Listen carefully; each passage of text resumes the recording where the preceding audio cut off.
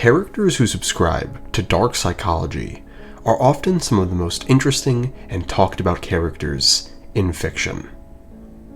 Off the top of my head, some incredibly popular characters who subscribe to dark psychology are Walter White from Breaking Bad, Tywin Lannister from A Song of Ice and Fire, and Griffith, reborn as Femto, from Berserk. But in order to understand why these characters are so interesting, the first thing that we have to understand is what dark psychology is in the first place. Dark psychology is the study of how people use manipulation, coercion, and deception to control others, whether for power, personal gain, or just for fun. It's not about having a healthy influence over someone. It's about domination. It's the ugly side of human behavior that most people pretend doesn't exist. And at the center of all of this is the Dark Triad. The Dark Triad refers to 3 personality traits that, when combined, create a blueprint for a psychological manipulator. The first part being narcissism, self-obsession, someone who lacks empathy, and someone who has a constant need to be admired. Narcissists often manipulate to feed their own ego and protect their fragile sense of superiority. The next part is Machiavellianism. People that are cold, calculating, and strategic. These people don't really care how they get ahead in life, only that they do. They'll play the long game, charm you, lie to you, and use you if it gets them closer to what they want. And the final part of this is psychopathy. To have no guilt, no remorse, and no empathy. Psychopaths can be charming, but there's nothing really behind it. When they hurt people, it's not an accident, it just doesn't matter altogether. And when these 3 traits show up together, you get someone who's manipulative, emotionally hollow, and dangerously effective at getting what they want. And specifically, because dark psychology is linked to people getting what they want, a lot of people misunderstand the message of these darker characters and take them as someone to learn from, and not as the cautionary tale that they truly are. I believe this comes from an underlying feeling of inadequacy that many viewers have, combined with media literacy going down the drain in recent years, causing a lot of specifically young male viewers to describe to toxic mentalities that aren't only harmful to themselves, but harmful to society and people that they love. So today, I'm going to break down these misconceptions that have been plaguing the internet by pulling apart these characters and the meaning behind dark psychology. Starting off with probably the most popular character of all time that represents dark psychology, Walter White. Walter White is the main character from the hit show Breaking Bad. He starts off the story a regular, seemingly weak man. He works a regular job that he's overqualified for, that being a high school chemistry teacher, while also working at a car wash to make ends meet. Him and his wife have a mediocre and somewhat lifeless marriage. He often reminisces on the good old times where he was making scientific discoveries, and with a partner he seemed to like more, and unfortunately, he gets diagnosed with cancer at 50 years old. And after this diagnosis, Walter White knows a timer has been set on his life. So with a child on the way, he has to come up with a quick way to make a lot of money in order to quote-unquote provide for his family. So he starts to cook meth, and he's really good at it. Not only is he just really good at cooking it, but he's finding a way to make a lot of money with it. Within a year, he goes from struggling to make ends meet to being a millionaire. But unfortunately, due to the nature of the business he is now a part of, Walter White slowly but surely loses his humanity throughout the seasons. What started off as a loving father and husband wanting to provide for his family ended up becoming a drug kingpin who has absolutely no issue murdering innocent people, harming innocent children, fueling the addictions of millions of people, and, even though people don't like to talk about this, assaulting his wife. All actions supported by dark psychology in which he manipulates people behind their backs and to their face constantly. And deep down, more than anything, Walter just desires control. But here's the catch. Walter White's change throughout Breaking Bad isn't something that comes out of left field. It's something that was a part of him even before the show started. Over the course of the show, we find out many of Walter's problems that he blames on the world are actually his own mistakes that he's just blaming other people for. Starting off with his need for money in the first place. Walter's need for money is solved in the first episode. Elliot and Gretchen, who are the founders of Gray Matter Technology, offer to pay for all of Walter's medical expenses and more due to the fact that they recognize his contributions to the company. But that isn't enough for him because he feels he has to do it himself. He has to be the one in control.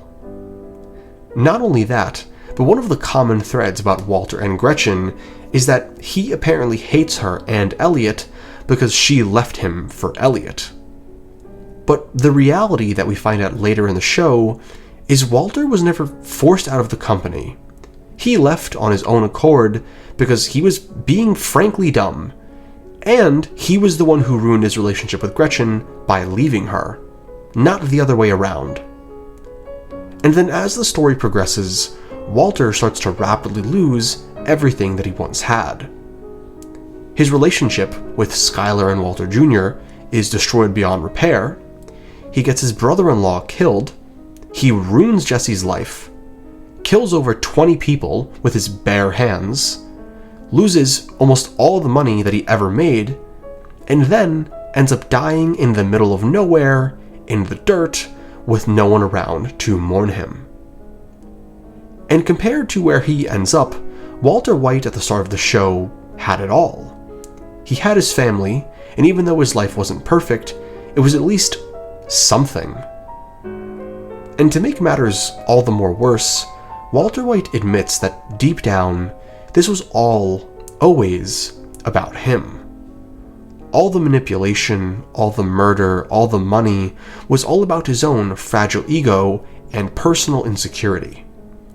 That it had nothing to do with taking care of his family, because if that were the case, he would have just taken the help from Gretchen and Elliot in the first episode. Walter White is a cautionary tale about what subscribing to dark, manipulative beliefs and desires gets you in the end. Lying dead in the dirt and alone. To double down on this point, I want to bring in Tywin Lannister. Tywin Lannister is a political powerhouse in Westeros, a lord who single-handedly took his house from rags to riches.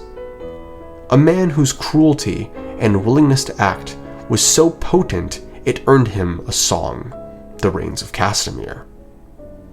His ambition for personal glory and the glory of House Lannister was so overwhelming that he set his eyes on the highest prize of them all, the Iron Throne. And for all intents and purposes, he gets it. His daughter is a queen, his grandson is the heir to the Iron Throne, and soon enough, he'll step in as Joffrey's hand and be the true power behind the crown for decades to come. Tywin's pride takes him to the top of the food chain. He is the Lion of Westeros, a man feared by everyone and respected by few.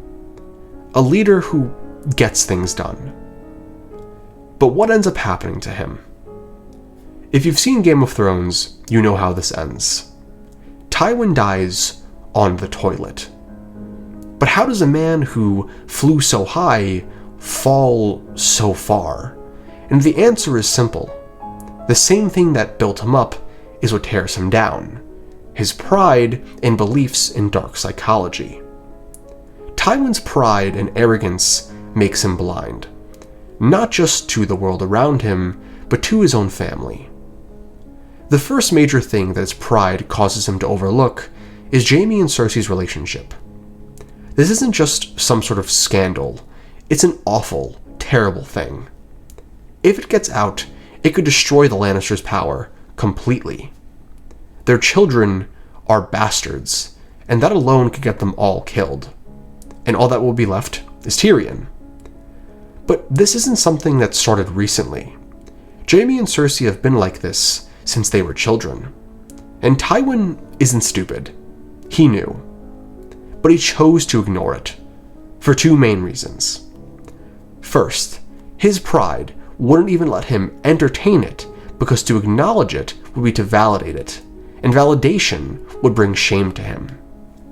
And second, I don't think his pride even lets him see it, because once the rumor becomes fact, it's harder to keep lying to himself. So because of his pride, Tywin stays blind to the rot that's been festering in his own house.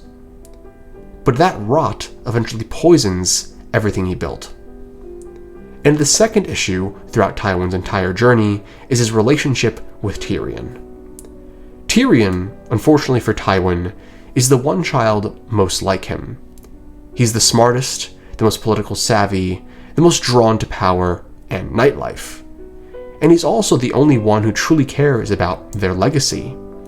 He wants to inherit the rock, but Tywin can't see any of that. All he sees is a dwarf, a monster who killed his wife in childbirth, even though that wasn't Tyrion's fault. Tywin lets him live, not out of love, but because killing his own son would stain the name Lannister, another ego-driven decision. Not a father's mercy or love, but a lord's calculation. And throughout Tyrion's life, Tywin does everything he can to punish and humiliate him whenever he steps out of line. The worst of which is Tysha, something that scars Tyrion forever. And because of this, Tyrion grows to resent every single member of his family. Tywin's pride isolates his children, and that isolation weakens all of them. And Tywin's pride also unfortunately deludes him of all of his own flaws.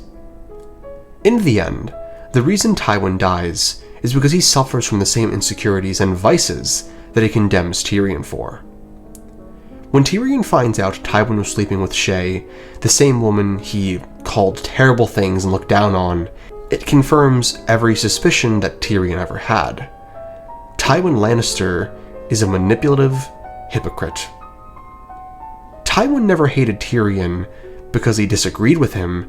He hated him because he reminded him of himself. He disagreed with himself.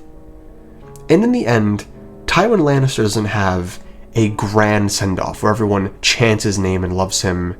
He dies on the toilet, stinking and rotting. And then at his funeral, everyone either laughs or doesn't bother staying for long because he smells so terrible. Tywin Lannister is a cautionary tale, a lesson in what happens when you give in to dark psychology and let it run your life. He's not someone that you're supposed to admire or try and emulate. He's someone that you're supposed to understand is flawed and vile. Now, Griffith from Berserk is the last person I'm going to be going over in today's video. And Griffith is possibly the most well-known follower of dark psychology in manga. He is this unbelievably manipulative character who is simply put the Antichrist. I would recommend my video from a few days back on just how he fits the Antichrist figure, but for the purposes of today's video, Griffith's entire character revolves around manipulating other people's perception of him. During Golden Age, while he is the leader of the Band of the Hawk, he has to keep face and act as if he is otherworldly in both physical appearance and mental strength.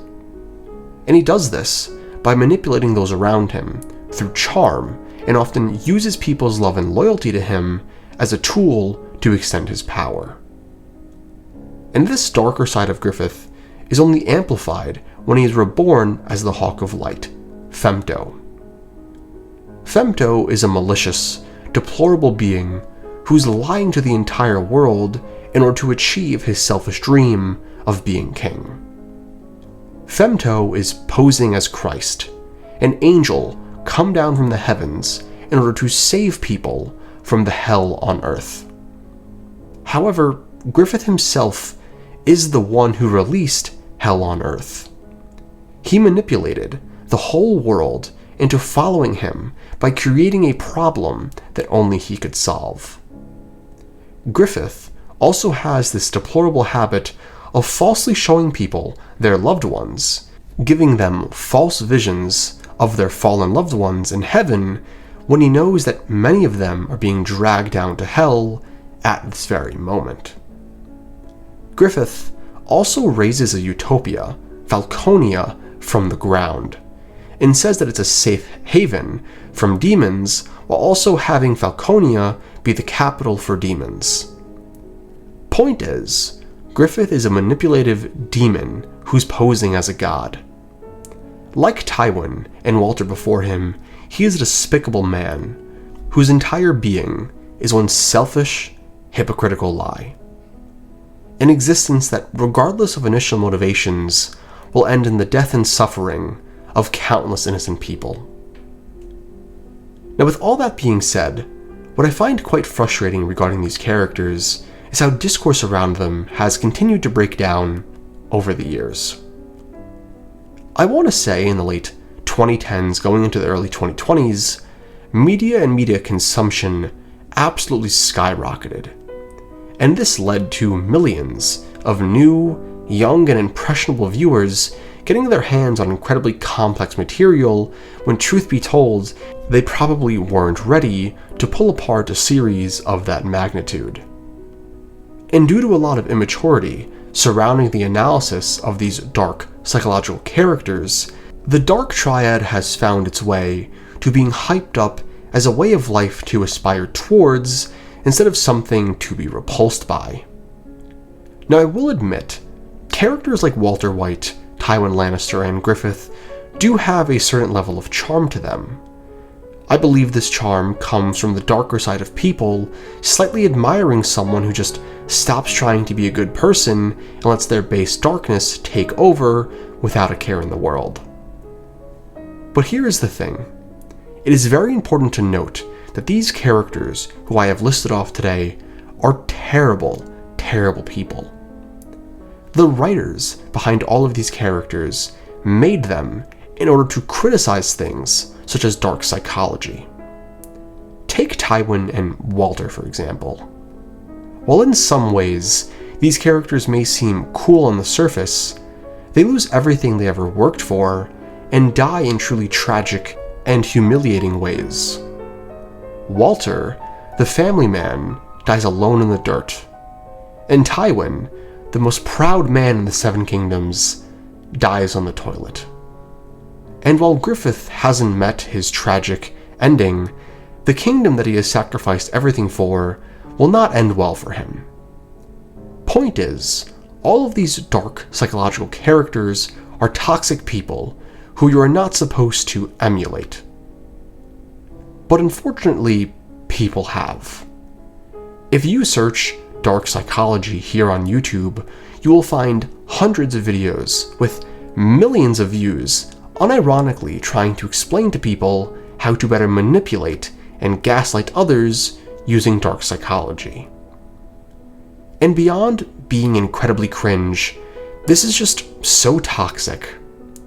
As people, it's important we understand that these darker parts of us that we all have aren't things we should be feeding into for the sake of control or money or power, but things we should be actively trying to cut out of our lives in favor of our healthier ways of living. Do not fall for the red pill, dark psychology propaganda that these insecure, selfish, and egotistical people are trying so desperately to feed you. That way they can feel better about themselves. Take these characters that I've spoken about today as a warning to what feeding into your darkest desire gets you. Because it's not happiness. It's finding yourself dead and alone, wondering where it all went wrong. Just want to say thank you all so much for watching, and shout out to Firefox for the video inspiration. Now I just want to say something very important for the future of my channel. Over the last few months, I have been pumping out the content, as you all know. Making videos is my passion, and I will be continuing to do so as much as possible. With that being said, in about 2 weeks, I start my first semester of law school. This will add, at minimum, 40 hours of work onto my week. So posting daily 10-minute plus videos probably won't be possible again till at least the winter, but probably next summer. But with that being said, due to the fact that I will be hopefully getting smarter over these next few months, I can promise you that if I release 3 videos a week instead of 7, those 3 will be a bit longer and be of much higher quality. I promise you though, I will be posting at least 3 times a week. At least. I will be posting shorts every day as well, and I will also be on TikTok posting shorter videos every day, so if you want to get more involved with me on the daily, that's a great place to start. I also have a Discord in my bio that I encourage anyone to join if they just want to chat for a bit, give me some video ideas, and just talk about life. With all that being said, thank you all for your continued support and love, and I really do hope to catch you in the next one. Peace.